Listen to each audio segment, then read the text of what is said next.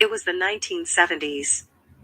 Disco music was on the radio, bell-bottoms and marshmallow shoes were the style, and karate flicks were the main attraction in the Bronx.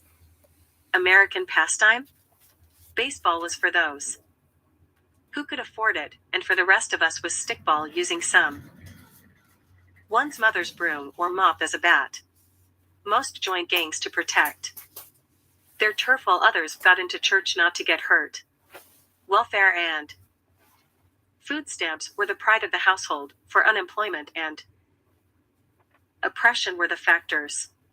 Corruption and the police were all the same, that's why nobody ever bothered to call them street justice. Was the name of the game, featuring corporal punishment. For one group of guys, it was always a day at the zoo. 9 friends, Edward, Francisco, Issy, George, Bond, Chaps, Rock, Roy, and Frank, always stuck together like glue. Daily they would climb the zoo gates, climb trees, run the outer parts of the zoo, and or play hide-and-seek at daytime. At night hours, they would climb the zoo gates, go bother the animals, and steal birds' eggs to throw at the night watchman, who would always chase them out of the zoo. At times, the group would terrorize the people who visited the zoo by throwing firecrackers and smoke bombs inside dark buildings containing bats and snakes, real pranksters, this group of guys. The funny part about this is that nobody ever got caught. Nor did the police have a clue who the pranksters were, because they one evening, under an old tree in the zoo, the 9 friends took an oath to become blood brothers, friends to the end. They each pricked their thumbs with a needle and stuck them all together. Then they all carved their names on the old tree as a symbol of friendship. They all agreed to meet at this location in 30 years or so for a master plan. With an overseas war going on, nobody really knew the future, so friendship was the only thing to hold on to. For years went by, and the 2 oldest of the group, Chaps and Bond, were drafted into the war. The 7 members left. Edward, Francisco, Issy, George, Rock, Roy, and Frank found them selves unemployed. They were school dropouts with no way out of the ghetto. One evening, Francisco decided to take charge of the group and had them meet in the South Bronx. He discussed the topic of selling drugs and taking numbers to make a living for their heirs and girlfriends.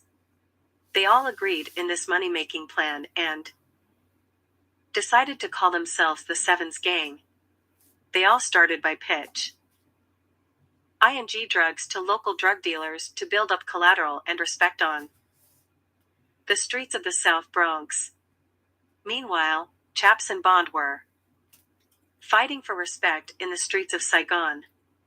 Both battles were one and the same, a survival of the fittest, while the Bronx was burning to the ground. 10 years went by, and the Sevens Gang ruled part of the South Bronx.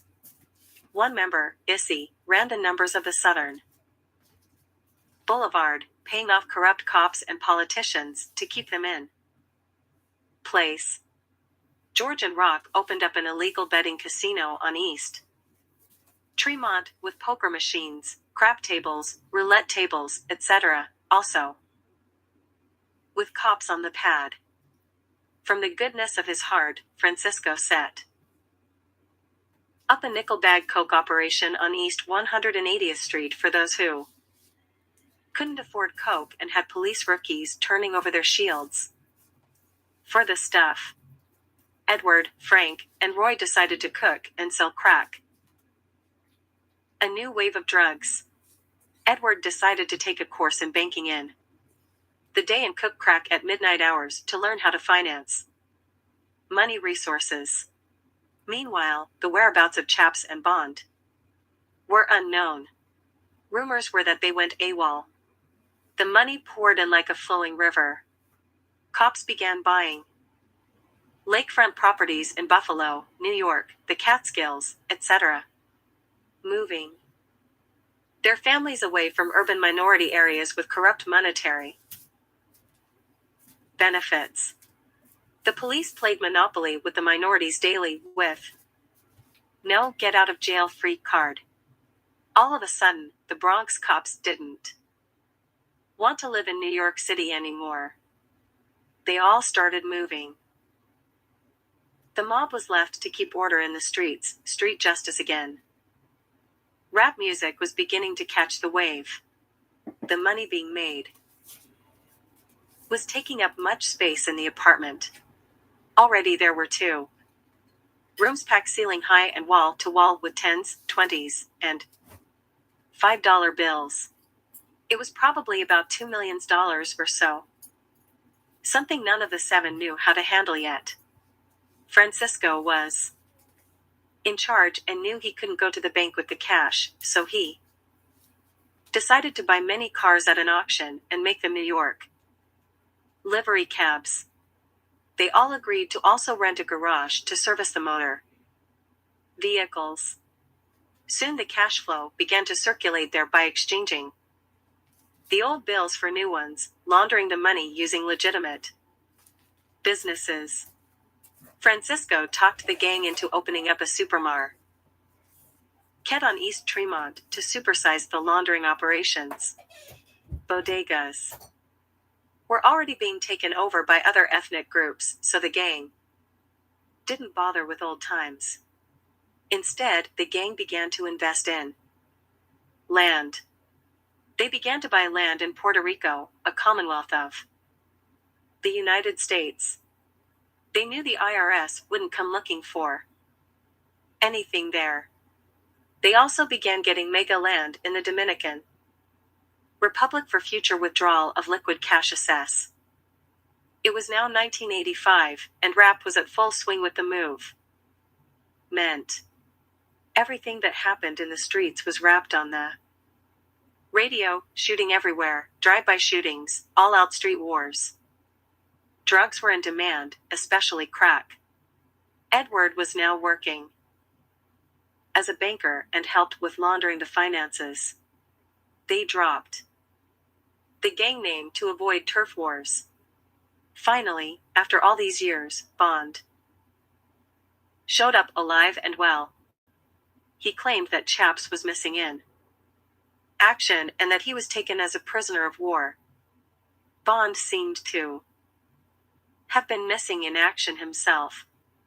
He was broke and had no food or family. He reminded the guys of the friendship both taken in blood at the zoo and cried. Francisco, Edward, Issy, George, Roy always got away. They knew the zoo like the back of their hands.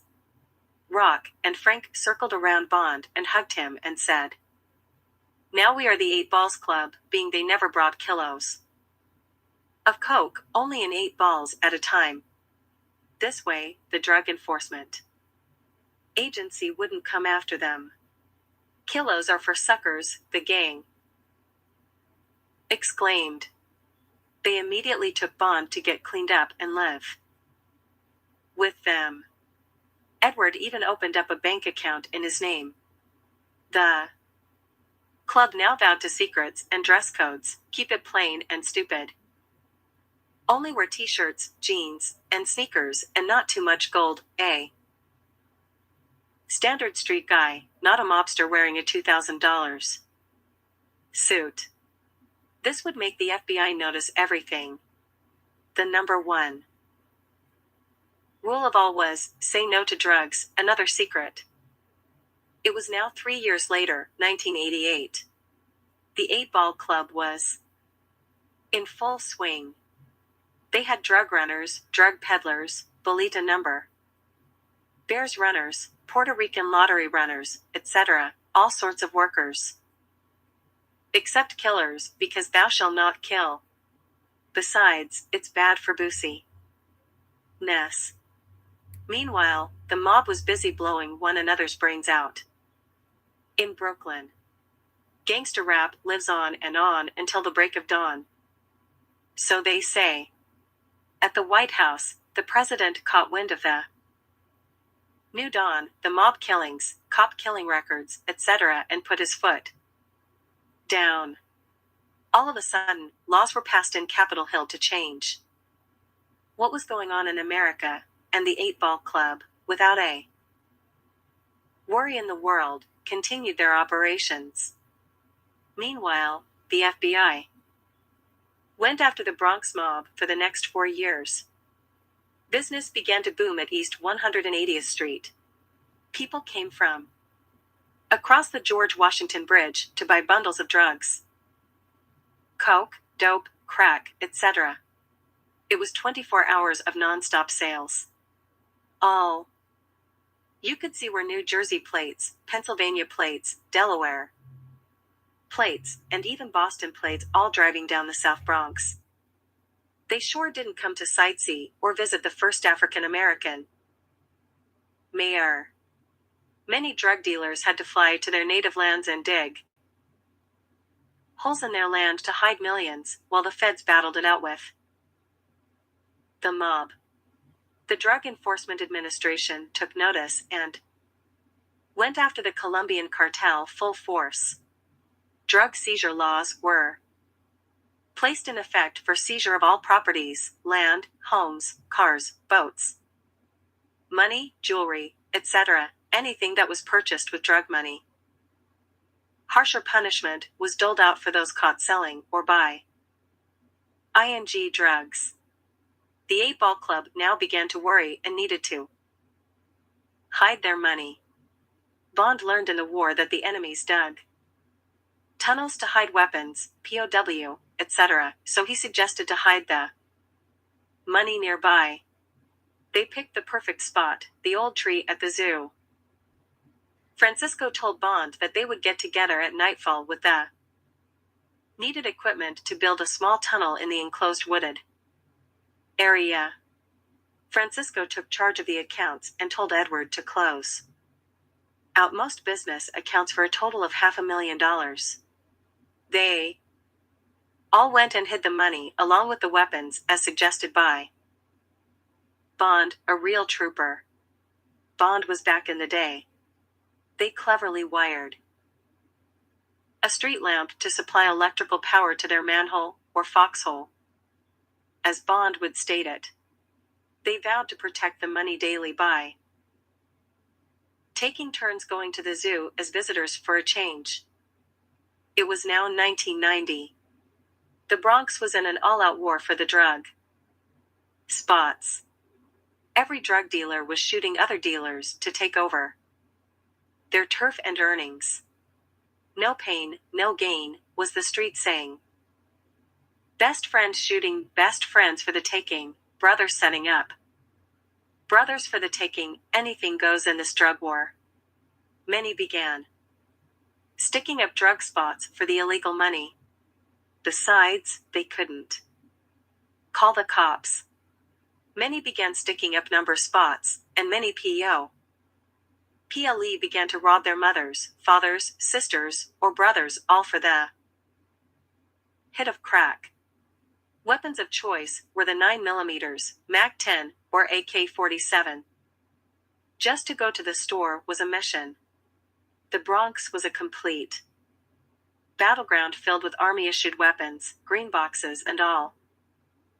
Bond figured it was Army guys on crack selling or trading the U.S. government's weapons for drugs. Many said they came from the rednecks down I-95, south of the border. Even hand grenades were available if you needed them. The local police were outgunned in the Bronx. They were no match for what was coming, so they just left everything alone, picked up their share, and went home to upstate New York every night. That was no problem. They didn't live in the inner city. Francisco decided to drop the gang name, 8-Ball Club, for the heat was on. They no longer wanted any kind of gang-related name and lay low. They again started storing money in rooms of the apartment. Since the FBI paid a visit to Edward at the bank, many drug lords were either being shot or made men by the FBI. The gang immediately cut out Edward. It was too much of a risk. He was a made man. The FBI finally caught up with Edward's money laundering operations and the business behind it all. There was no escape. The U.S. government seized all the businesses and money, shutting down this entire opera. Tie-in. Edward, as a true friend, took all the blame, pleaded guilty to a lesser charge, and gave the locations of all lands purchased in Puerto Rico and the Dominican Republic in return for his reduced sin. Tense. The U.S. government seized the lands and placed them up for auction. Edward received 5 years in federal penitentiary on racketeering charges. S.T.O.M.P kept running numbers for income being that the cops were after drug dealers. Someone tipped off the police on George and Rock's illegal casino on Tremont, and the police trashed the place, making over 24 arrests. Lucky enough, George and Rock slipped out the back door. The investigation brought on the Gaming Commission to investigate other such locations in the Bronx. Francisco's nickel bag operation went down the tubes. The building burned down, and the city seized its property. Meanwhile, the cabs who worked for Francisco stole all the cabs with the title Doku Ments and everything and moved to Brooklyn. The shop was empty.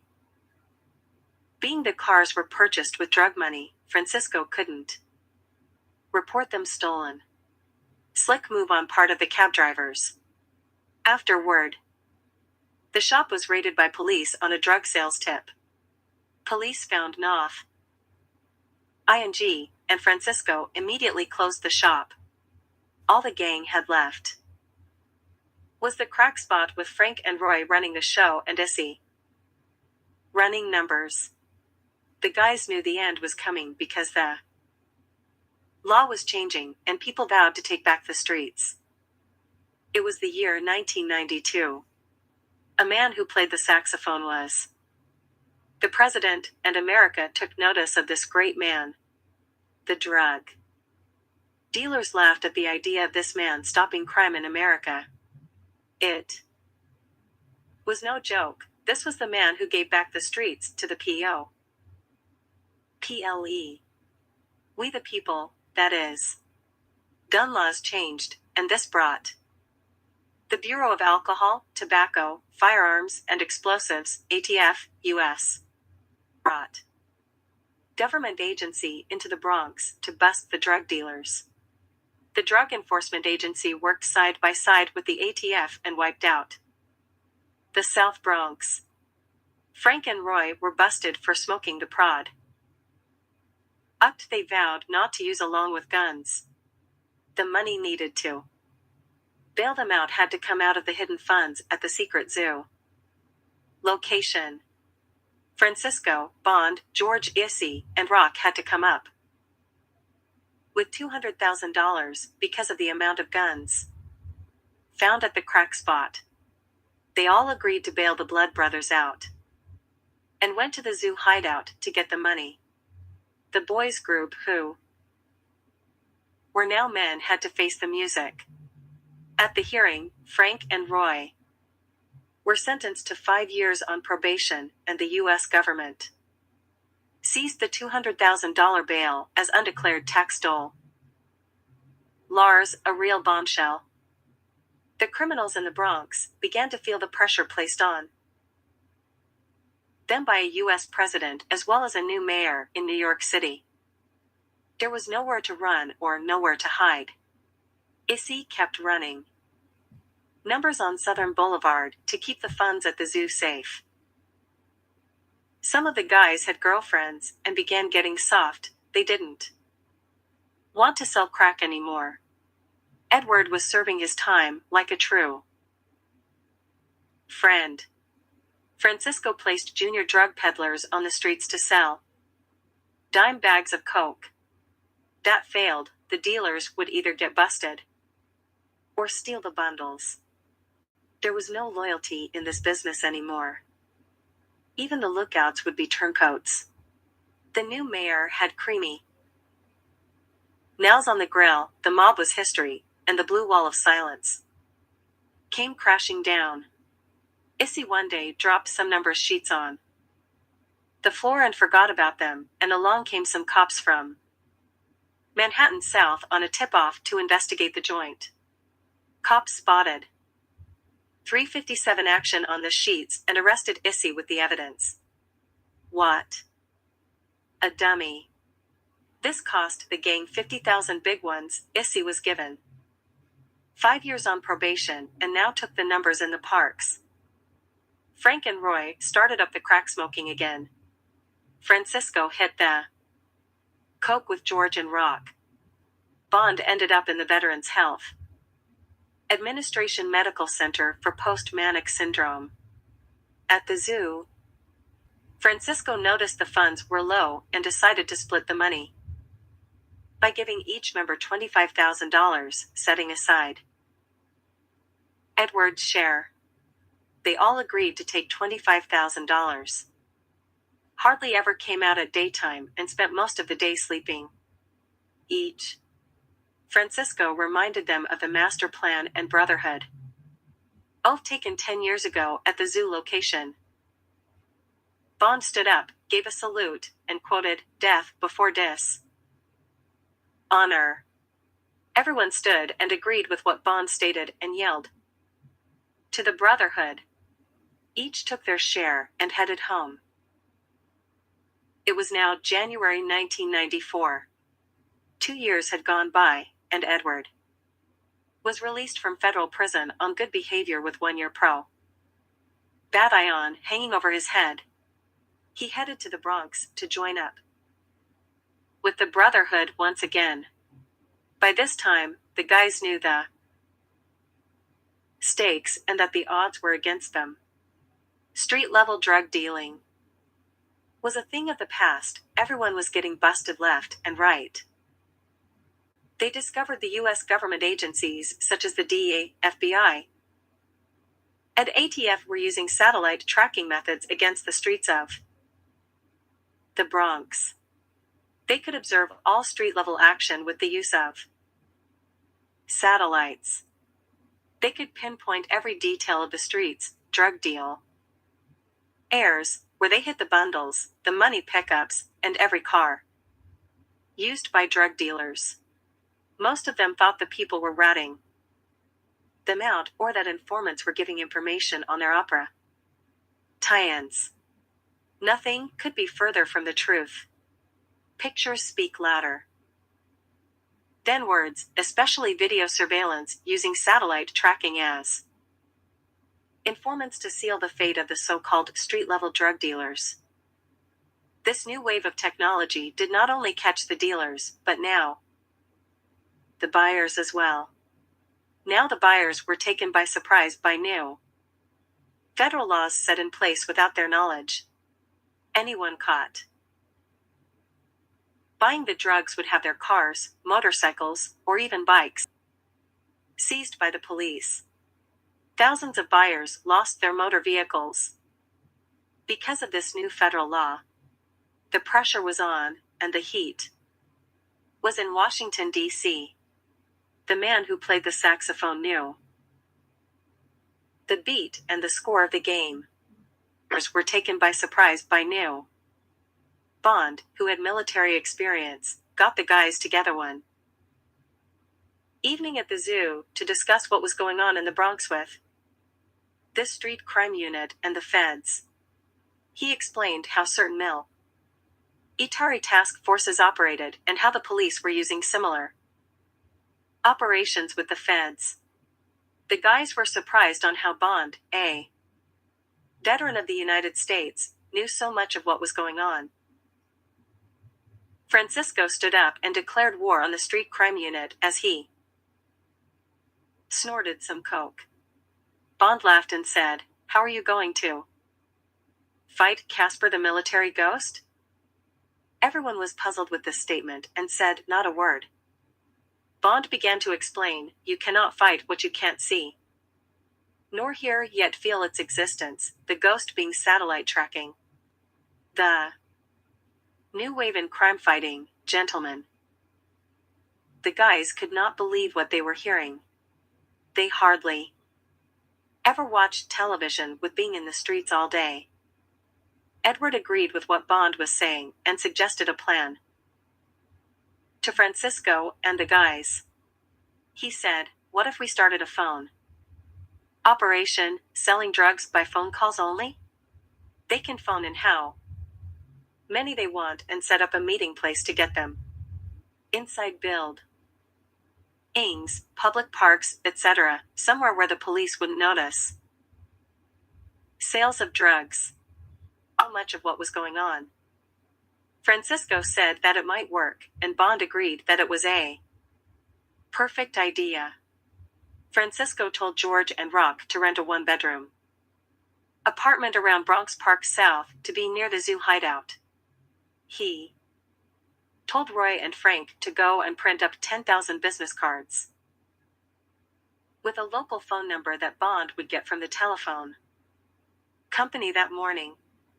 Edward agreed to use his share of the left over money to start their new underground operations, while Issy lay low, still taking numbers at the parks. George went around spreading the news to his buyers to keep the customers in their turf. The printing shop got a little bonus from Roy and Frank, and within 24 hours, the guys began circulating business cards to their private customers only. Within 1 week after installing the phone at the one-bedroom apartment, business began to boom. Someone would call, and Francisco would tell them, "Meet me at the fish store, meet me at the toy store, meet me at the park, etc., never meeting at the same location twice with deliveries made on bicycles only."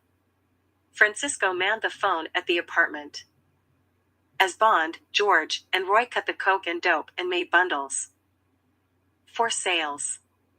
Edward again resumed managing the finances of the operation, but this time no banks were involved. But at times, money orders would do.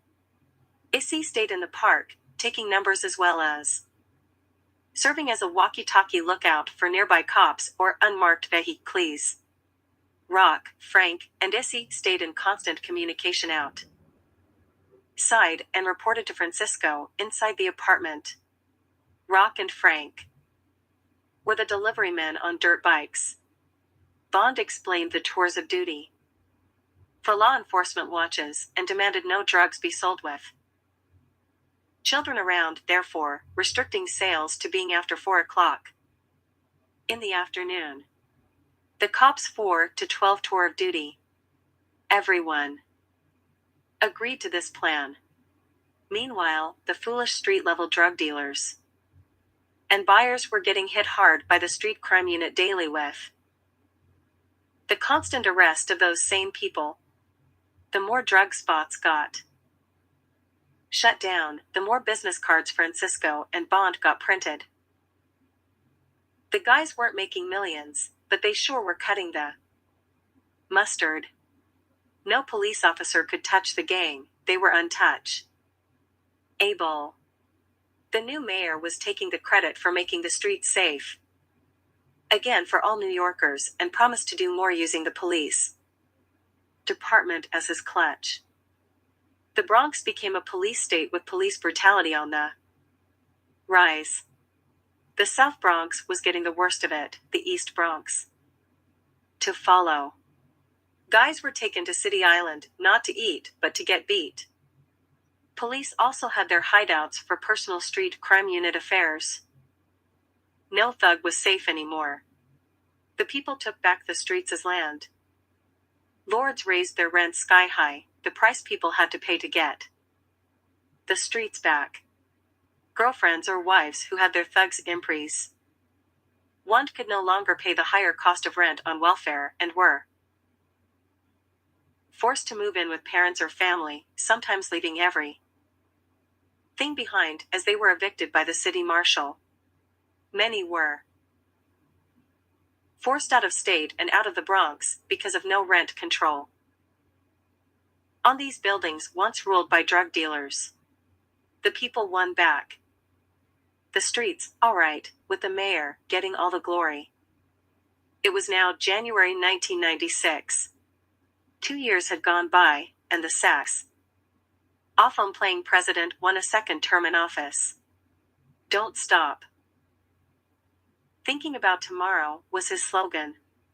The Bronx couldn't stop thinking about today nor yesterday, as the mayor let the Bronx have it by forcing the poor out of the Bronx and making policies for city workers to move into the inner city. On the other hand, the president didn't forget about tomorrow and placed drug lords and drug cartels out policy, brought street-level drug dealers to their knees, drove drug lords underground, and kept drug cartels on check. The mayor immediately wanted to be re-elected to join in on the president's plan. Meanwhile, the Bronx thugs were getting beat up daily by the street crime unit. Some even got killed. After a while, the innocent citizens became thugs to the street's crime unit. Everybody in the Bronx was getting it no matter what the reason was. The Civilian Complaint Review Board couldn't think about tomorrow, for the morrow was being taken care of by N.Y.P.D. As for Francisco, Bond, Roy, Edward, Rock, Frank, Issy, and George, business was smooth as ice. They knew the street crimes unit was looking for those suckers who kept on with street-level dealings, now getting 2 to 4 year sentences mandatory by the state of New York. No more revolve. ING door justice, it now was 1, 2, and 3 strikes of felony. And you're in for life. The guys wanted no part of that. Soon every one started or joined the new wave of drug sales and drug buying. Everything was private and personal. Meanwhile, the mayor claimed victory by winning a second term in office. Hooray for him. This year, the guys vowed to watch the ball drop at Times Square and join the mainstream in their celebration of the new year. The guys wanted to taste and feel what everyone in the crowds enjoyed each year, while most of the Bronx just sat in the fire escape, blowing fire crackers or shooting guns in the air for the thrills of New Year's Eve. So on December 31st, the guys gathered at Times Square to watch the ball drop within the crowd. The final countdown came, and when it hit 1, everyone shouted and screamed, "Happy New Year!" The guys started hugging each other, and people that they didn't even know started hugging them too. The guys felt like they were on top of the world, but they didn't stop thinking about tomorrow because they realized they lived in the ghetto of the Bronx.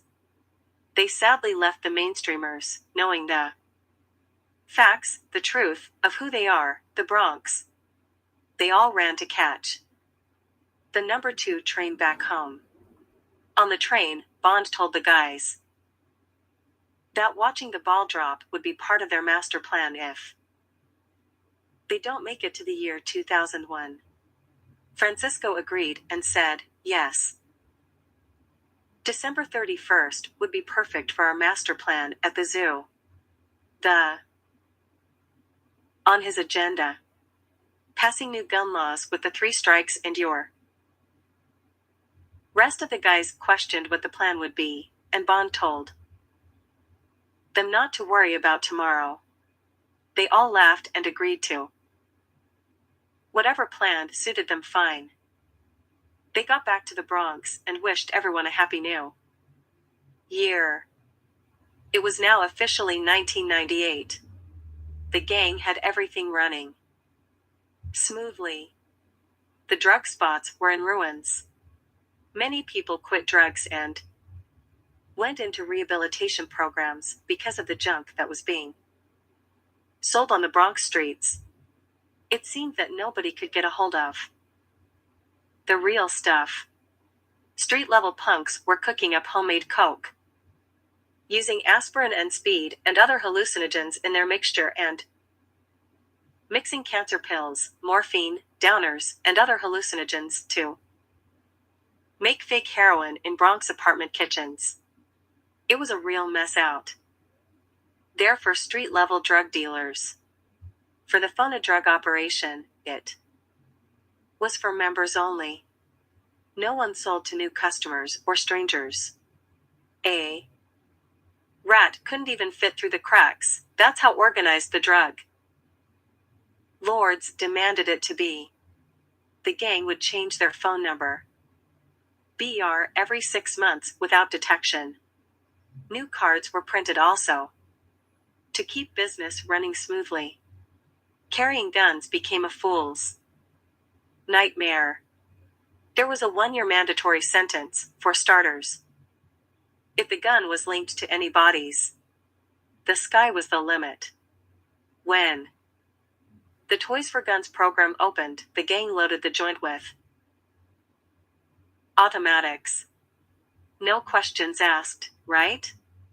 The mayor suspected drug trafficking in taxi cabs and began pulling street-level drug dealers out of the cabs, livery cabs, any cabs. All the police ever got were kilos of homemade junk. He began pounding the livery cabs, taxi cabs, and yellow cabs using the Taxi and Limousine Commission, TLC. As a result of this knowledge that the street-level drug dealers were transporting drugs via taxi. Now, in the Bronx, people feared taking cabs and instead took the bus or train. Metro cards became a boom. ING business for Mr. I Love New York. The Bronx was now an a lion's den. There was no way out for the drug dealers, just a job, just over broke. Meanwhile, the street crime unit was being dismantled by the public via the media and civil rights groups because of their excessive use of force against citizens of the Bronx. People now feared the police and the police brutality in the inner city. By 10 o'clock, everyone knew where their children were, upstairs, locked in their rooms. Drug sales were down, and no one was in the corners drinking brew anymore, for this was a crime now. Loitering was prohibited by the N.Y.P.D. of the Bronx. Got caught with a beer in your hand, a fine, or rest peacefully in the ghetto without loitering or going outside their buildings, for now this also became a crime. To keep the fire going, the mayor put more cops on the beat. You couldn't make a move without a cop breathing down your neck. It was a direct passageway to Rikers Island. The fun of drug operation was kept for members only for the years that lay ahead. The gang changed departments often to avoid detection by police. Customers were now screened to sniff out the rats. The gang was not making mega bucks, but they made enough not to end up back on welfare, which now became workfare, in which the person had to clean up the city's mess for their checks. Roy and George got their girlfriends pregnant and needed more money to start their families. Edward decided to get married through the Catholic Church because of the beliefs he claimed, but the gang knew it was a shotgun wedding, being that the girl was only 17. The girls wouldn't give Bond the time of day with all the drugs. The Veterans Administration Hospital had him taking 4 Francisco Rock, Frank, and Issy, life was nothing but a dream, so they stayed single. Besides, it was better to deal with the business without all these emotional conflicts. After all these years, the brotherhood oath stood tall. It was now November 2000, over 2 years had gone by. The president who played the saxophone was on his way out of office, and his wife was running for New York Senate.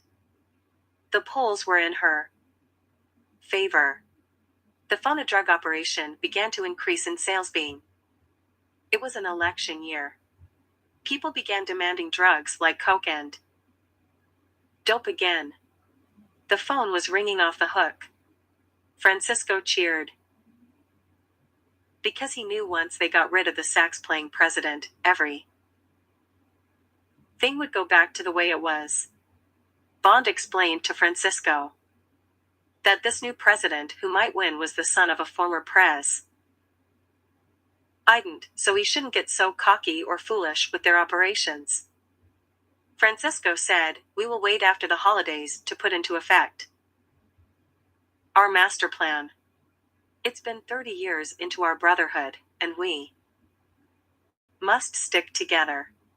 Before leaving office, the last president vowed to declare war against the Colombian cartels. It was now January 2001. The newly elected president took control of the White House as his father did years ago. He was a no-holds-barred Republican president. The mayor of New York City was under fire by police for an increase in salary and claimed the mayor used them for his power and glory. Meanwhile, the citizens trusted not the mayor or the police, a real mess in the Big Apple. The former president's wife was now a senator in New York and used her southern ways to control the northern police state, New York City. Now the police had the mayor with his back to the wall and demanded equal time, equal pay. The mayor now began to lose control over the N.Y.P.D, his main backbone of support against crime in New York City. The police just wanted to do their 8 hours and go home. Arrests started to decline in the Bronx. Local criminals took this as the coast being clear and began robbing cars, stealing, holding up bodegas, etc. The guys stayed low in fear of this new president and didn't believe the hype of the media as they downplayed what was happening in the Bronx. Word from the street got out to the White House about this phonodrug operation going on throughout the cities of New York, New Jersey, and Connecticut, the tri-state area. The new president was astounded with the information received about drug sales and immediately brought this to the attention of Congress for congressional investigation. 90 days went by, and Congress passed new laws into legislation allowing the Federal Communication Commission, FCC, to join forces with the Drug Enforcement Agency, DEA, and the Bureau of Alcohol, Tobacco, Firearms and Explosives, ATF, in the war against drugs and illegal firearms. The new laws passed allowed federal FTS lines to tap into telephone lines for anybody suspected of selling, trading, or buying illegal drugs or firearms over public telephones lines. The president and Congress knew the civil liberties and constitutional rights of the people would be violated when taking such actions, but they also knew that the freedom of America and to be American was a privilege and that a person had to earn the right to live in America among the working class. Tax-paying citizens have always viewed the street-level drug dealers as outcasts of the community and society itself. The last president vowed to take on the drug cartels, and by golly, this is the way the president exclaimed.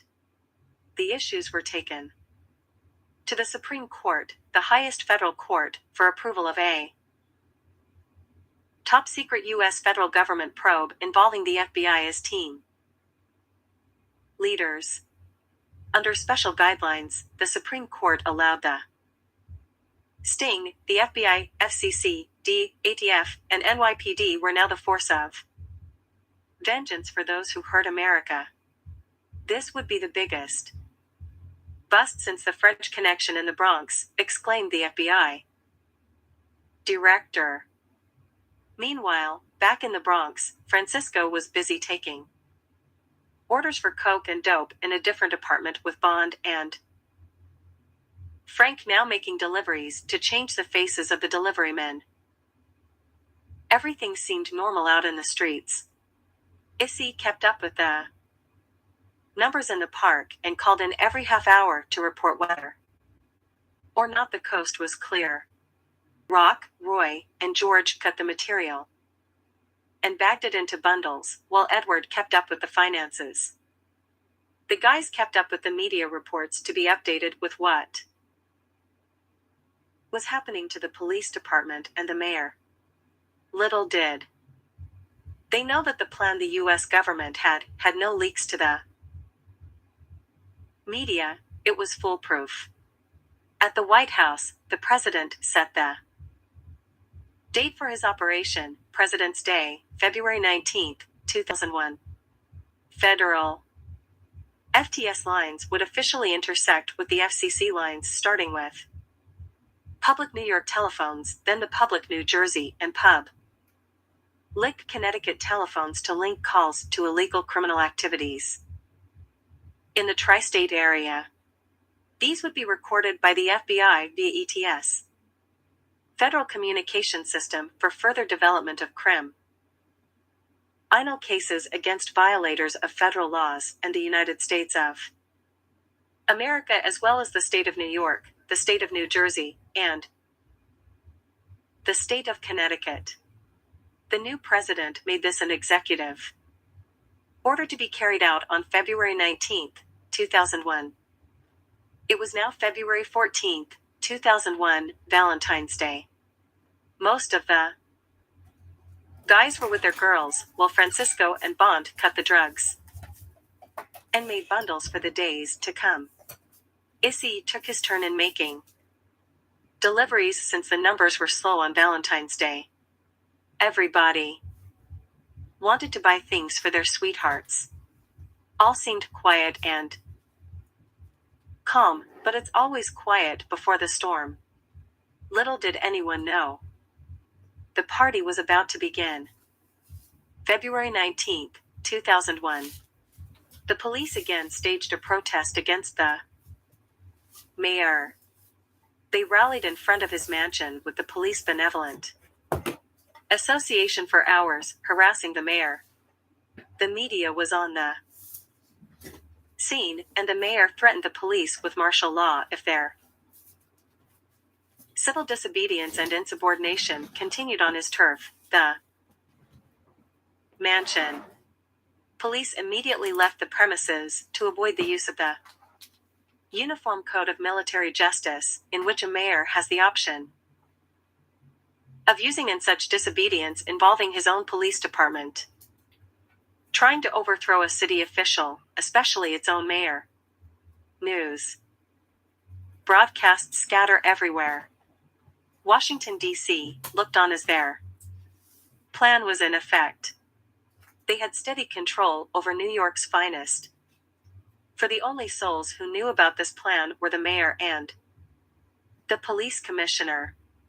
The FCC immediately began tracking drug transactions via public telephones all around the Bronx, Manhattan, Queens, Brooklyn, and Long Island.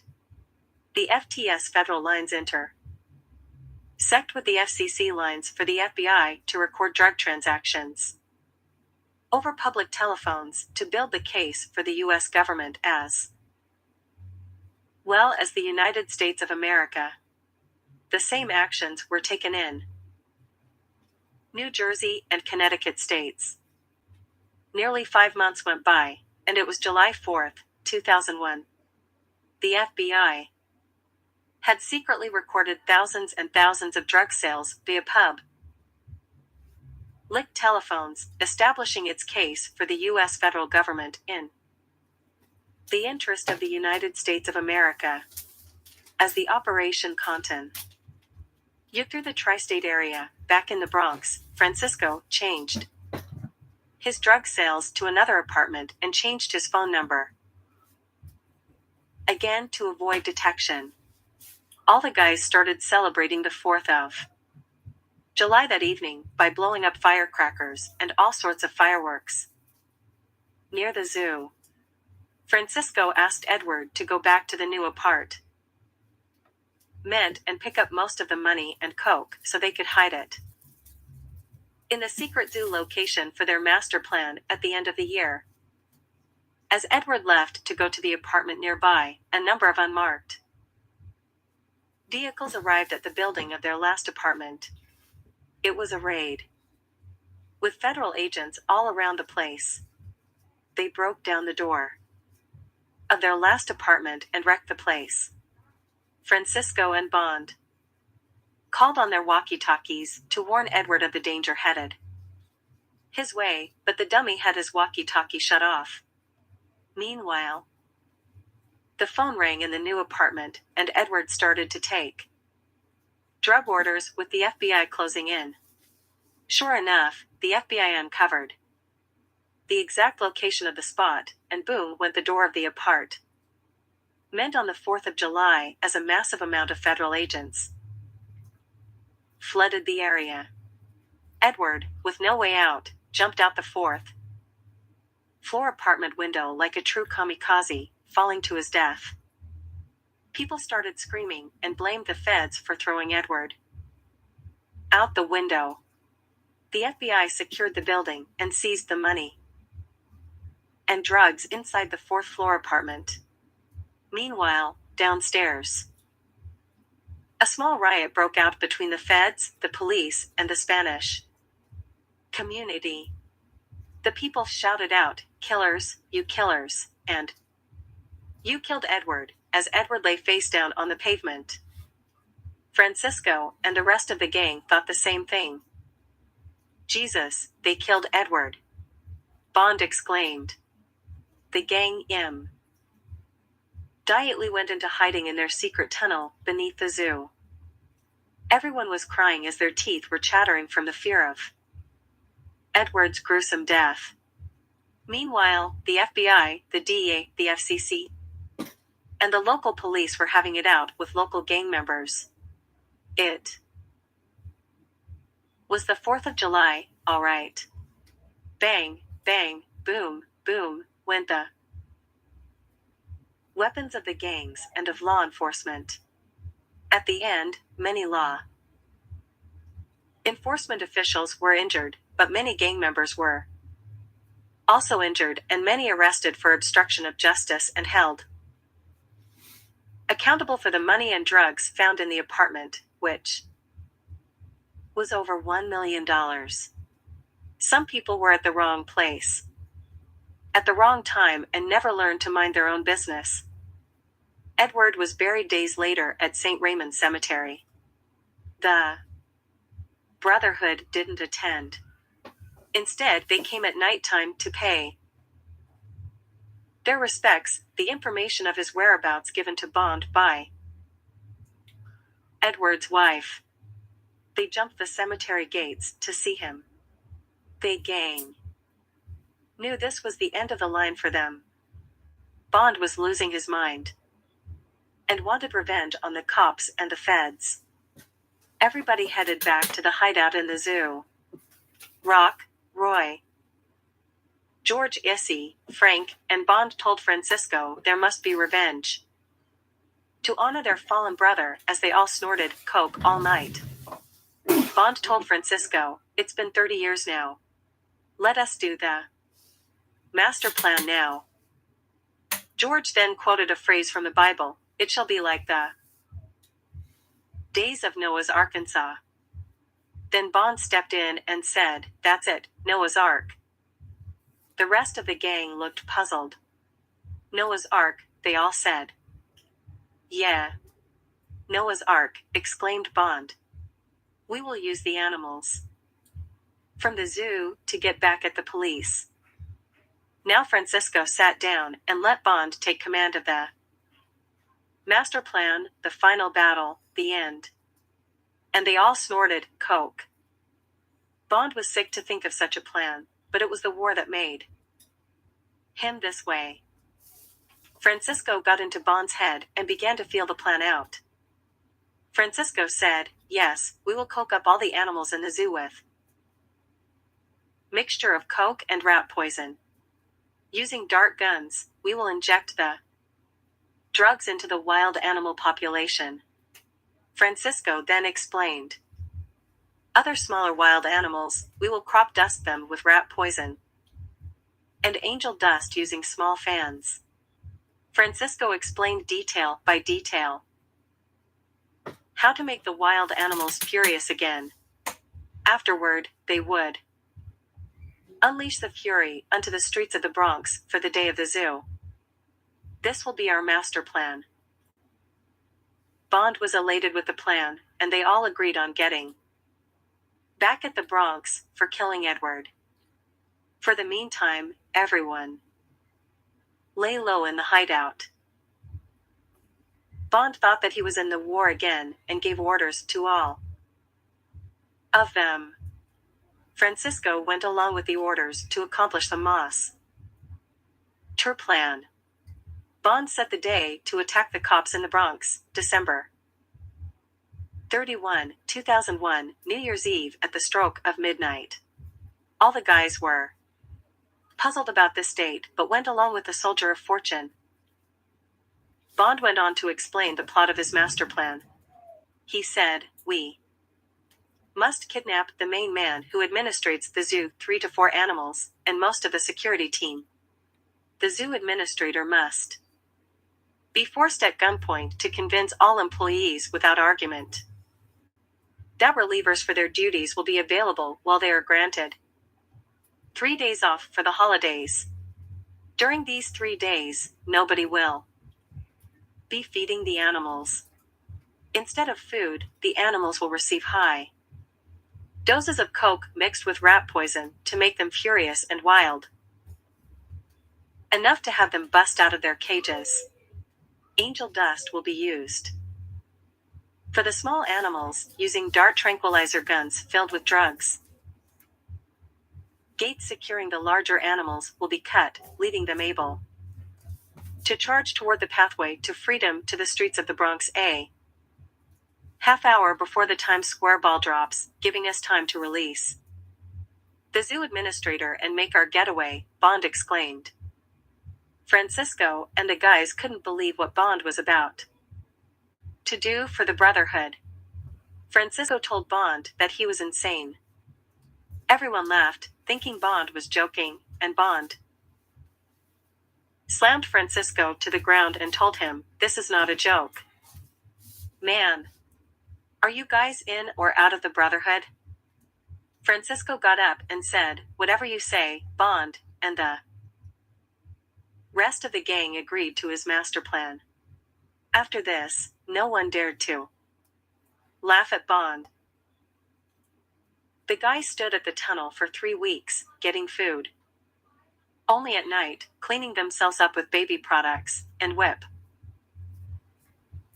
themselves down, using the wooded areas as a bathroom. They knew they had to stay low until things cooled off. The guys still had the walkie-talkies and cellular phones, but were afraid to use them, assuming the feds would be listening on the other end. Meanwhile, the feds were making massive arrests in the 5 boroughs, New Jersey, and Connecticut. Everybody who phoned for drugs were also getting arrested. At times, the feds were taking orders for drugs and delivered an arrest. The house came crashing down. Many cartel's members headed to the airports to leave the country and were arrested at the airports. No one knew who let the dogs out. It was now August 2001. With some of the $25,000 Edward left behind, the guys rented a small basement apartment not far from the zoo. Bond needed medication and was hallucinating. He thought he was back at the war and didn't want to leave the foxhole. Days before December 31st, 2001. Then we must force the guy to give 3 days off to all the zoologists, all the zookeepers who feed the. So they left him there guarding the hideout. At night they would bring him food supplies, water to bathe, blankets, etc. Bond connected a light unit to the electrical cable that was installed when they first dug the tunnel. The gang stayed in the apartment all day until nightfall. They couldn't afford to be seen for the rest of the months that lay ahead. It was now September 2001. Back at Washington, D.C., the president approved the budget for NASA for a mission of launching a new international satellite for the purpose of international satellite tracking of worldwide drug trafficking, starting the mission in South America and Mexico. This would be the ultimate weapon for the war on drugs.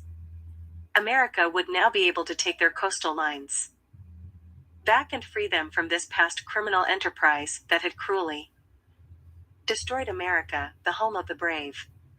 News reports were out concerning the launch, and criminals everywhere were going under ground, leaving the country or changing states where they lived. Many started working for a change and quit selling drugs. The guys were back in the basement apartment, watching news reports about the satellite on a television they purchased earlier that day. They couldn't believe what was happening in America, yet they wouldn't give up. Francisco was angry and upset. The rest of the gang were losing their minds with all the coke they were snorting, and showed no emotion or remorse to the media hype because of the master plan they were going to carry out on New Year's Eve. The guys told Francisco not to worry and offered some coke to drown his sorrows. Bond was being medicated with marijuana daily to help him with his pain. After 2 weeks, he came out of the hideout at the zoo and joined the gang at the basement apartment. It was now October 2001. The gang knew it would be a harsh winter, so they purchased a couple of heaters for the hideout and began to purchase enough coke, angel dust, and rat poison for the animals at the zoo. They also went to Long Island and purchased tranquilizer guns and hundreds of darts. The darts would be later drained and filled with their own chemical solution containing coke, angel dust, and rat poison. As Bond and Francisco cooked the chemical solution in the basement apartment, the rest of the guys went to. 1 week had passed, and the guys had everything they needed for the master plan at the zoo. They waited until nightfall to take the supplies to the tunnel at the zoo. When they got to the zoo, they quickly uncovered the pit and loaded the place with the equipment purchased earlier that week. They set up the heaters in place and loaded the dart guns with the homemade darts. "We are now ready for the master plan," exclaimed Bond. "From here on, the sky is the limit. There is no turning back now." The guys cheered Bond on and immediately headed out of the zoo without being detected. At the basement apartment, everyone began to smoke marijuana, snort coke, and drink beer for the remainder of the evening. They now had to plan the kidnapping of the zoo administrator and find his whereabouts in the zoo areas. They needed to know where he was, what car he drove, and what time he came to work, the whole 9 yards for a successful kid napping without being detected. The gang kept a low profile for the weeks ahead. It was now November 2001. The gang went to visit the zoo, daily with notepads to write down important information about the animals. They mainly asked the zookeepers how the animals were locked up and released, how they were fed, etc. The gang mainly wanted the location of the devices used to release the animals out of their cages. When the zoologist personnel asked questions about what interest they had in obtaining this information, the guys would tell them it was for their son's school projects. The gang came to the zoo daily, using an instant Polaroid camera to take pictures of the cages, the pathways leading to the cages, and the gates to be cut. They asked employees who the administrator was and where his office would be located, and they got the information with no problem. Lem. They learned that the zoo had an electronic lockdown, just like Rikers Island cells. Each card keyholder was responsible for lock. ING down the area, and the main zoo administrator, Mr. Johnson, had a master electronic key to open all gates, just what the gang was looking for, the key to this city zoo. The gang observed Mr. Johnson arrived daily at 8 a.m. in a red Ford pickup. The gang began clocking the zoo administrator's duties and whereabouts each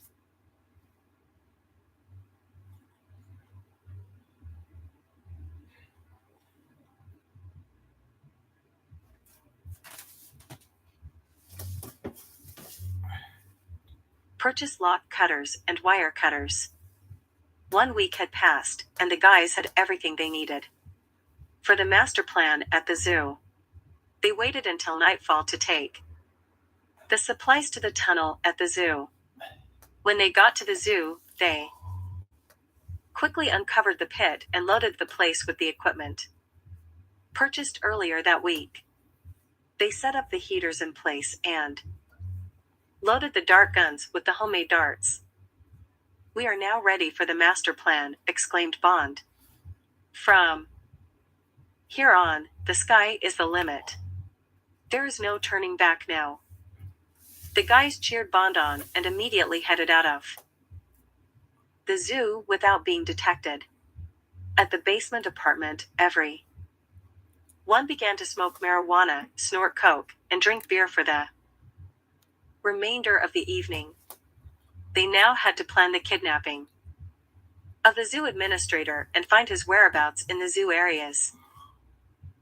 They needed to know where he was, what car he drove, and what time he came to work, the whole 9 yards for a successful kid napping without being detected.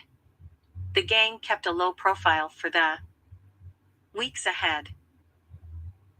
It was now November 2001.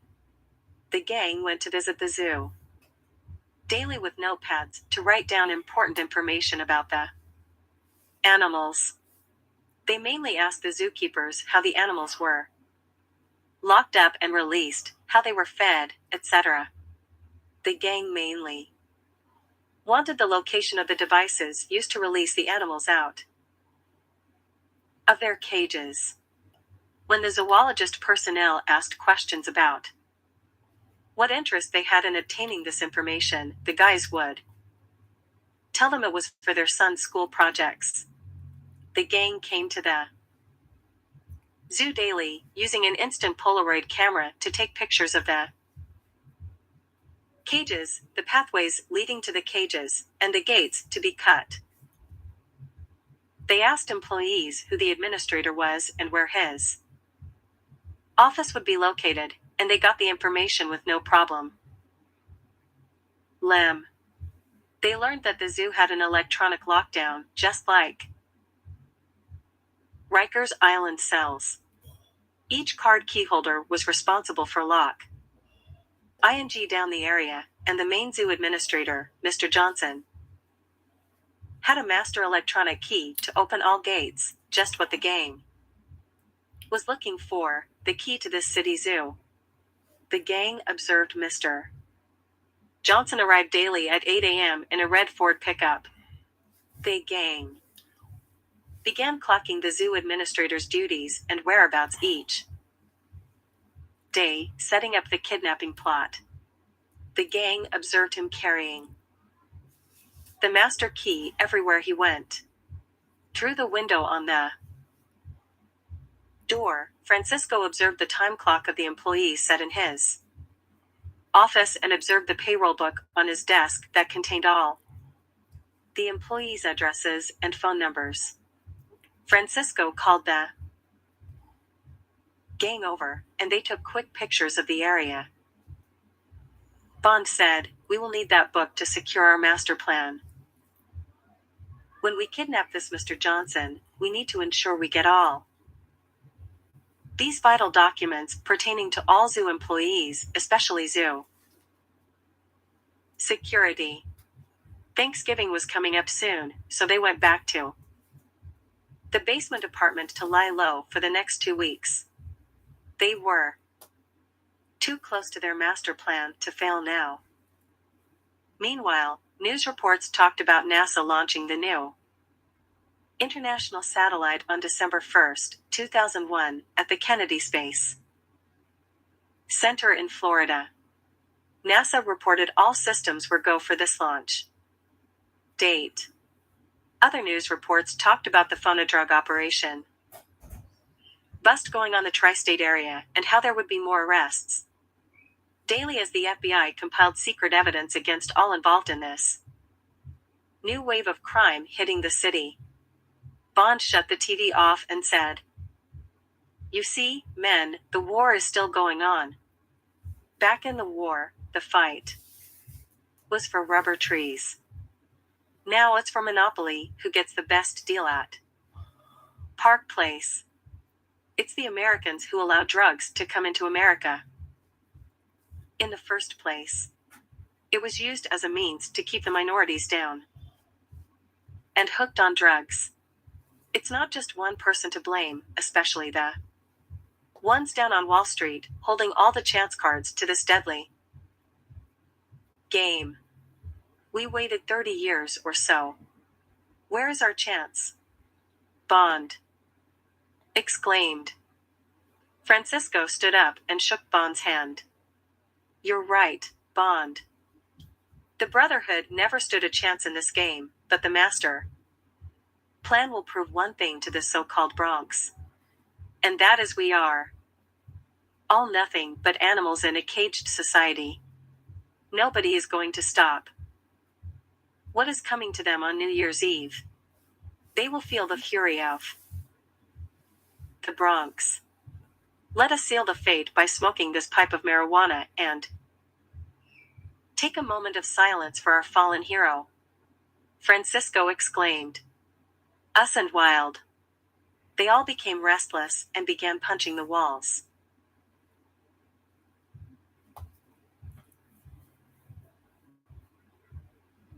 They all yelled, "Let's get them! Let's get those cops!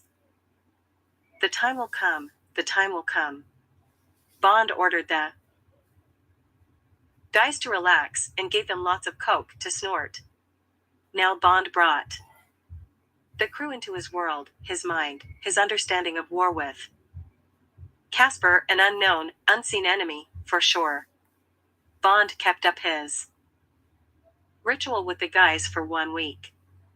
They didn't eat anything, they just drank water and got high all day and night. They all became one mind for this kidnapping mission. Bond learned how to brainwash people in the war. It was now December 10th, 2001. Bond ordered the crew to chase military camouflage clothing and steel-toed military boots at the sports shop on Tremont Avenue. Bond himself went to purchase boxes of M80s and quarter sticks of dynamite from a local fire cracker dealer at Bronx Park South. After injecting the animals with the homemade drug that would affect the animal's nervous system M80s and quarter sticks of dynamite would be thrown into the cages and dens to force the wild animals out of their habitats and onto the streets of the Bronx. This was the master plan. The crew returned to the apartment with all their military gear and an extra suit for Bond. Francisco said, "We must kidnap this guy soon." Bond replied, "Yeah, how about on Christmas? Rumors are this: Mr. Johnson is headed toward Florida for the holidays. December 23, 2001, should be the day to strike." The crew all agreed on the kidnapping date. Until then, they all stayed in the apartment to avoid detection. Days went by, and December 23, 2001, arrived. Mr. Johnson was doing his final payroll duties in his office. It was 4:30 p.m. George came into his office to ask him for directions, and Bond quickly rushed in and injected Mr. Johnson with a needle filled with heroin. They quickly grabbed the documents and electronic moss turkey and dragged Mr. Johnson to his red pickup. They took Mr. Johnson to the nearby basement apartment and tied him up to alert. Mr. Johnson said, "What's the meaning of this? What do you want from me?" The crew put on ski masks so they would not be identified. Bond put a gun to Mr. Johnson's head and explained the deal to him. "You will now call your family and tell them to go ahead without you to Florida because you have to catch up with the payroll duties at the zoo." "Now get on the phone," Bond exclaimed. Mr. Johnson, frightened to death, did what was demanded. He called his family and softly explained his situation using his own cell lular phone. His family bought his story. Bond said, "Good, now call all your employees who run the zoo and tell them that the zoo will be closed on December 29th, 30, and 31 for inspection, and that people will be there to cover their duties." "You are insane," Mr. Johnson exclaimed. Bond put the gun directly over his eyebrows and began shout. "Ing at Mr. Johnson, you think this is a joke? Do you want to die?" He then pulled the trigger on his unloaded weapon, playing Russian roulette with Mr. Johnson. Bond learned how to brainwash. Mr. Johnson screamed in horror, "Oh my God! What type of game is this?" He then began crying and pleading with Bond. Okay, I'll do what you ask, just please don't kill me." Francisco, with a ski mask on, now played the good cop/bad cop routine with Mr. Johnson and softly explained the master plan to him while Bond held a loaded gun to the back of his head.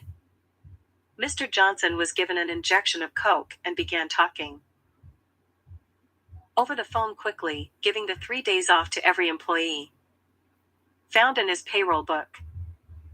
Bond exclaimed, "What about security?" Mr. Johnson said, "The security force is not part of my administration. They are a private company and man the front gates only." Bond said, "No problem. When the time comes, we will knock out the guards with tranquilizing darts. Tomorrow will be Christmas Eve, and you will call your family and advise them that you won't be able to join them until December 31st, 2001. It's that clear, Mr. Johnson."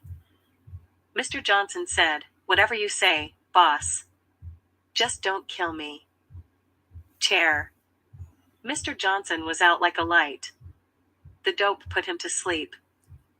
The crew waited a few hours until Mr. Johnson was fully awake and the guys all took a toke of the smoke in the pipe also contain ing angel dust without their knowledge. The guys began to get fury. It was now December 24th, 2001 in evening hours. All employees of the zoo had gone, elated knowing that they received 3 days off with pay. The crew had the zoo administrator tied up to the radio tour. Earlier that day, they had him call up his family to explain his delay. Mr. Johnson was officially on vacation from his job, so no one knew he was missing. Rock and Roy dumped his truck in the Hunts Point area of the Bronx. The crew now had an extra guest to spend Christmas with. Everyone brought plenty of food and drinks. For their last Christmas together, Mr. Johnson asked for marijuana. Because that's what he did after hours at home, he confessed to the crew. Like they gave a damn, some zoo administrator. Everyone ate and drank wine, beers, etc. Mr. Johnson even stuffed his face.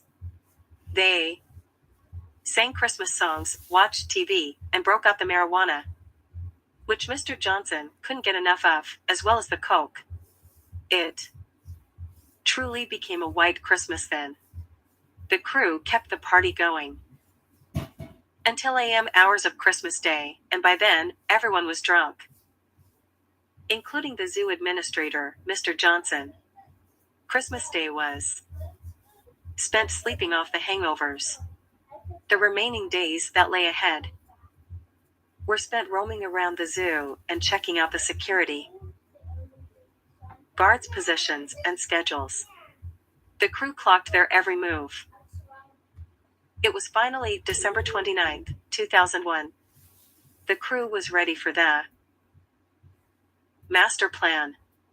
Bond had the administrator call security at the zoo and tell them that the zoo would be closed on December 29th, 30, and 31. Security didn't question the authority of the zoo administrator and told him it was okay, and they immediately closed the zoo gates, posting guards in front of them.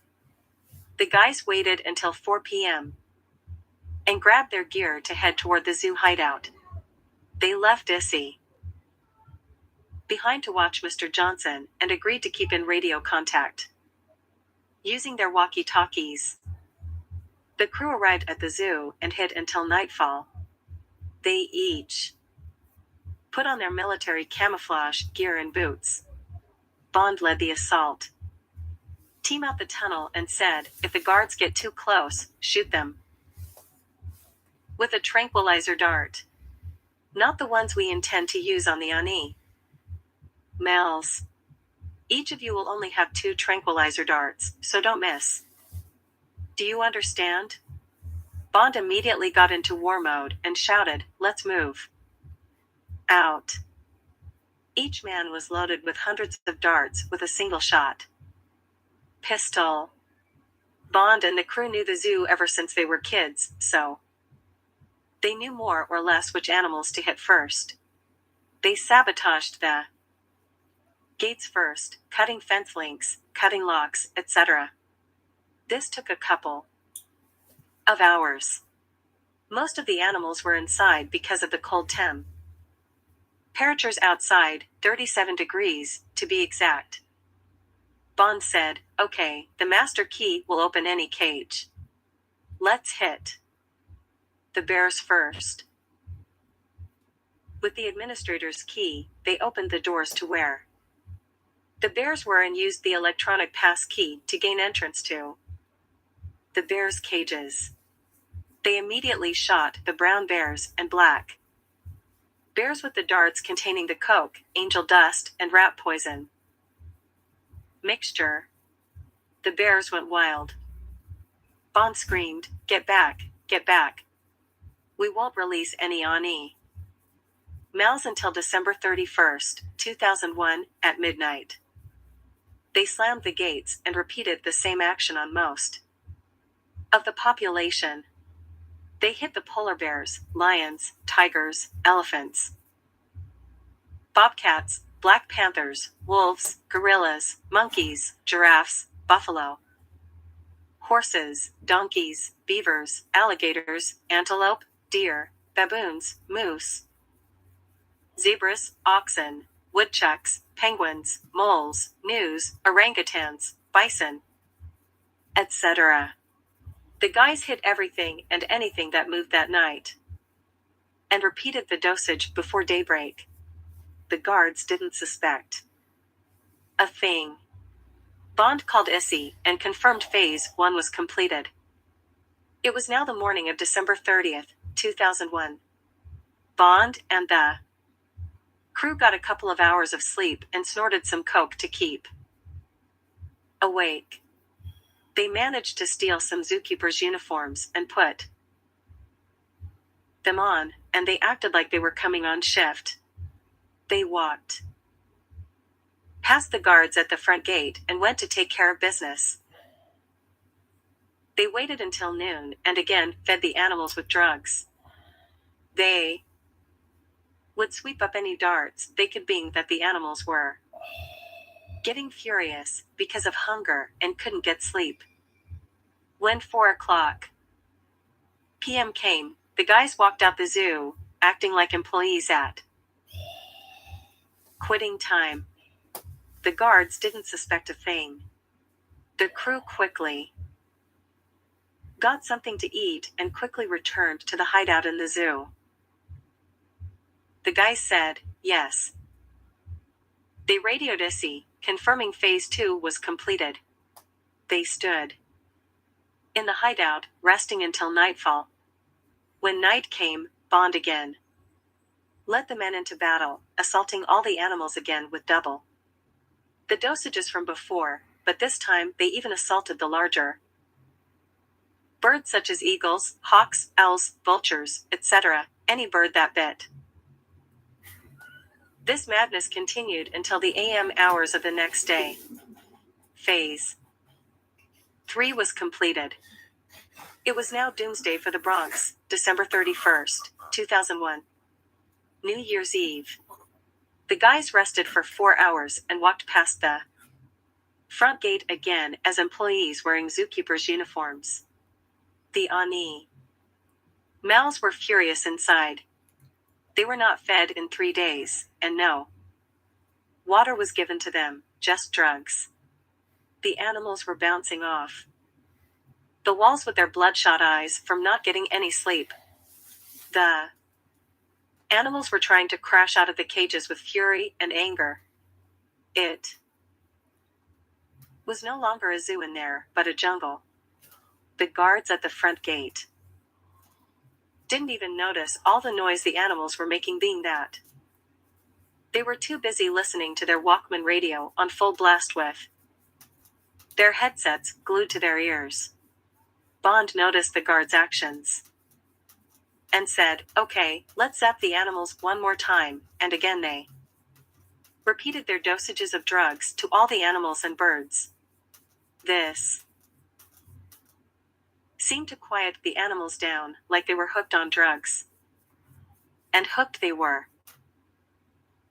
The hour of 4 p.m. arrived, and the guys headed toward the front gate without being detected. The guard in the front gate was busy grooving to the beat. They called Issy and reported that the stage was set for the night before heading to home base.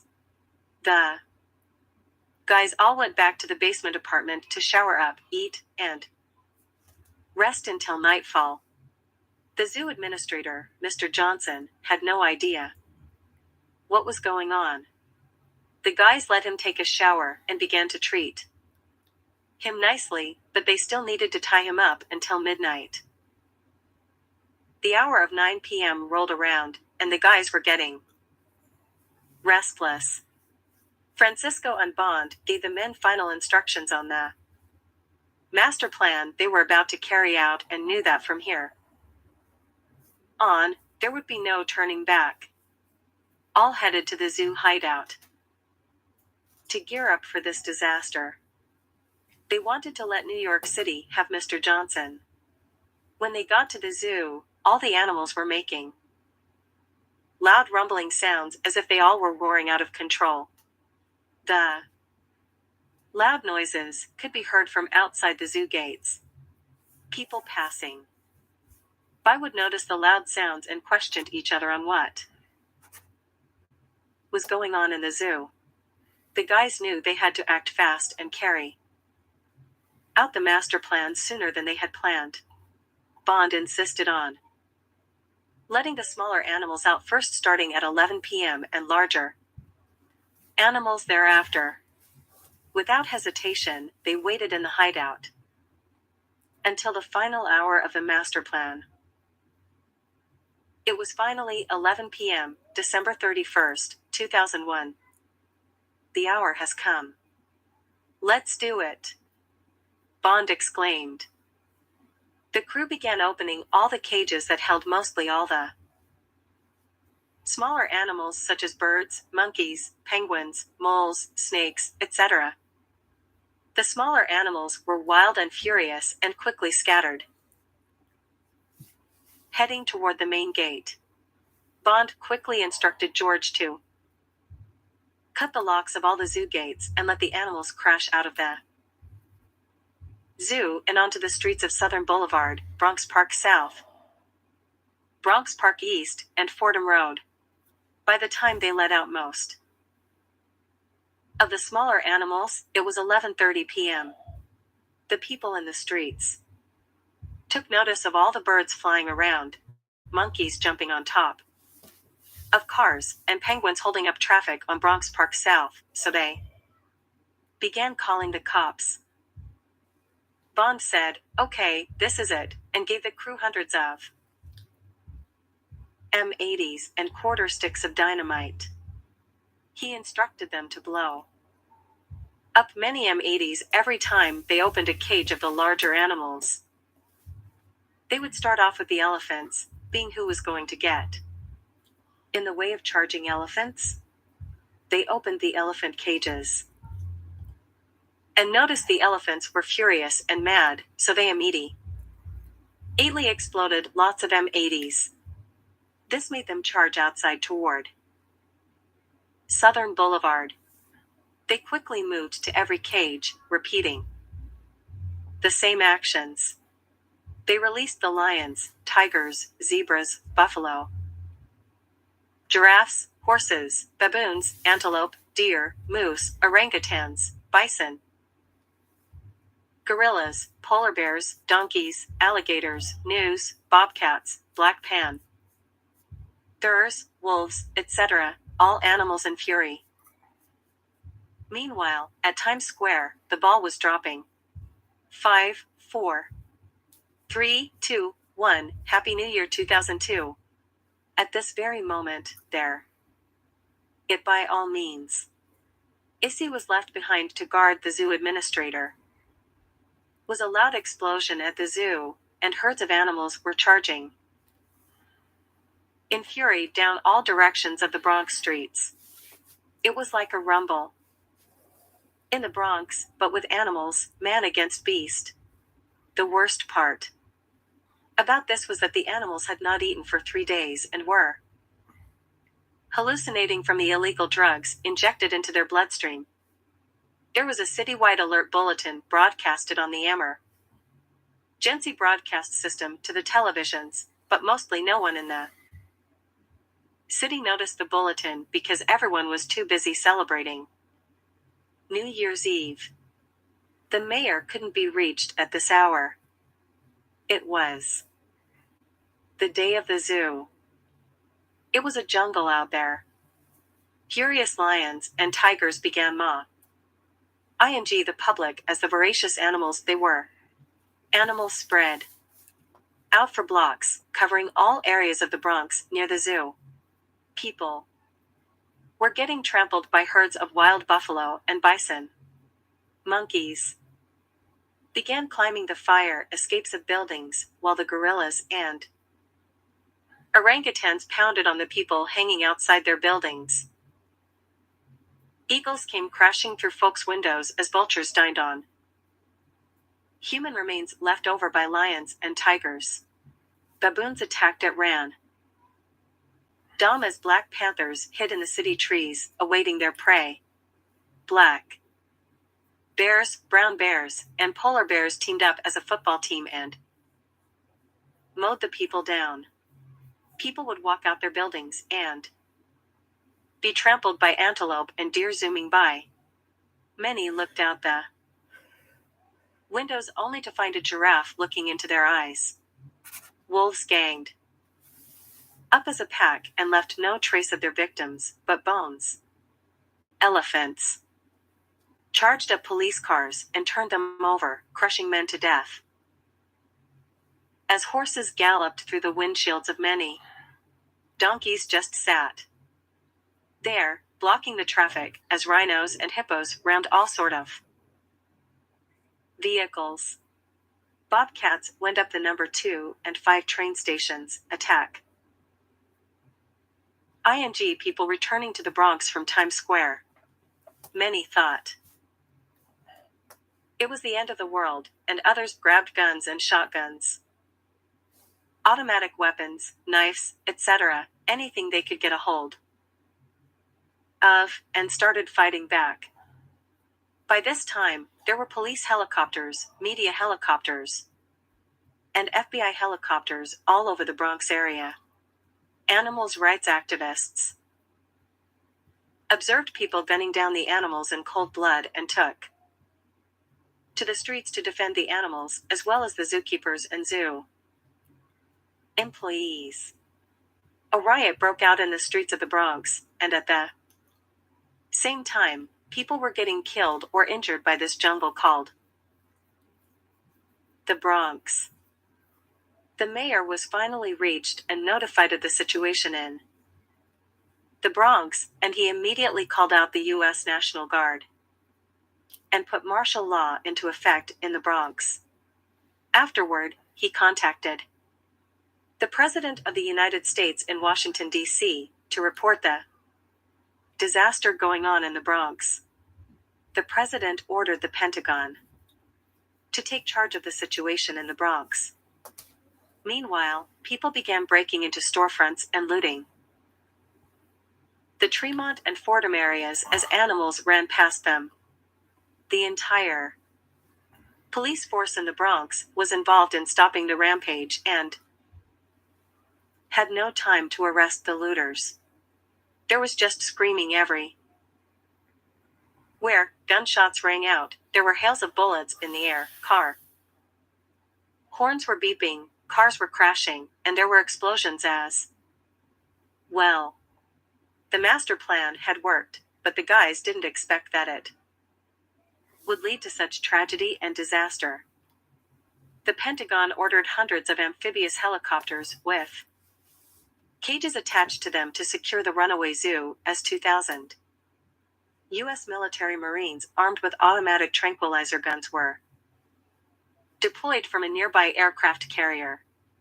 The president immediately declared the Bronx a disaster area and ordered the Red Cross to assist the injured. Meanwhile, Francisco, Bond, George, Roy, Rock, and Frank were down in the tunnel under the zoo, trying to plan their getaway. It was after 1 a.m. in the morning, and all the guys heard all night were screams and yells of horror. Francisco called Issy and told him to release the zoo administrator and torch the apartment. Issy told Mr. Johnson, "You are free to go," and torched the apartment. Mr. Johnson yelled, "You are insane," and ran off into the streets, only to face himself with the wolves. Issy ran out of the blazing apartment and saw Mr. Johnson being attacked by the wolves. Issy couldn't believe what was happening as he looked around the area. People were running, cars were burning. The building that he had set on fire was burning, and animals were everywhere. All of a sudden, a gorilla grabs him in a bear hug and breaks his back, killing him. Francisco later tried to call Issy, but found no answer. Bond began to panic and hallucinate in the pit and yelled, "You'll never get me," thinking he was in the war again. He jumped out of the tunnel and disappeared into the woods in the zoo. Francisco was now in command again and had to think of a planned to escape. As for the rest of the guys, they began to realize that there was never an escape plan to begin with, and told Francisco that there was no tomorrow as they dashed out of the foxhole. Then they jumped over the Bronx Park South Gate as Francisco tagged along. Outside the gates, for the first time, they noticed what this master plan had created, a monster. The police observed the guys jumping over the gate and gave chase as the guys disappeared into the animal circus. Meanwhile, the 2,000 Marines hit the streets and pleaded out with the animals, putting them to sleep by tranquilizing them and later placing them in cages attached to amphibious helicopters that airlifted them back into proper zoo cages and proper zoo areas, a task that would cost the city millions of dollars. For the meantime, the FBI were looking for the responsible parties behind this plot. Many terrorist groups were phoning in and claiming responsibility for this terrorist act, so the FBI didn't know where to begin. Many blamed Mr. Johnson, the zoo administrator, who had the keys to the cages. Nevertheless, all hell broke loose. The blame game started. Fingers started pointing, and 3 fingers started pointing back. It was anybody's game. During the process of bringing back the animals, the U.S. Marines noticed a light coming out of the ground. They went to inspect the area and remove the hatch Francisco left open, and they discovered the secret hideout the guys dug up, calling it a bunker. Inside they followed a small tunnel, finding all sorts of evidence leading to this federal crime. The FBI were called in to secure the crime scene. Many fingerprints were lifted off the darts found, shovels, picks, water bottles, etc. Most of the guys had police records, so they wouldn't be hard to find. Bond was captured by the Marines in the woods and taken to the VA hospital, since no fingerprints of him were found on the equipment. The FBI thought he was just a veteran, hiding for cover from the animal attacks. As for Francisco, Rock, Roy, Frank, and George, who were on the run from the police, they were in the spotlight on the list of America's Most Wanted. They made the top most wanted men right that hour. Francisco told the guys they would have to split up after getting away from the police. The men agreed and immediately teared into the crowd. Rock ran down 182nd Street, and a baboon jumped on his back and bit him on his neck, killing him instantly. Frank tried to break into a car, but an owl poked his eyes out, leaving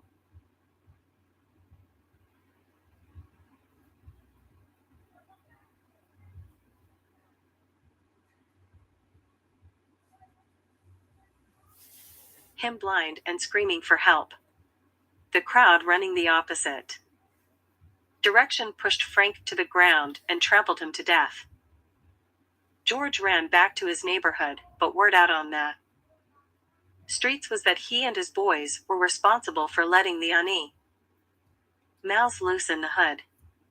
So the gang gave George a beatdown like animals and killed him, leaving the vultures to devour his body. It was devastating how people became animals themselves in disasters such as this.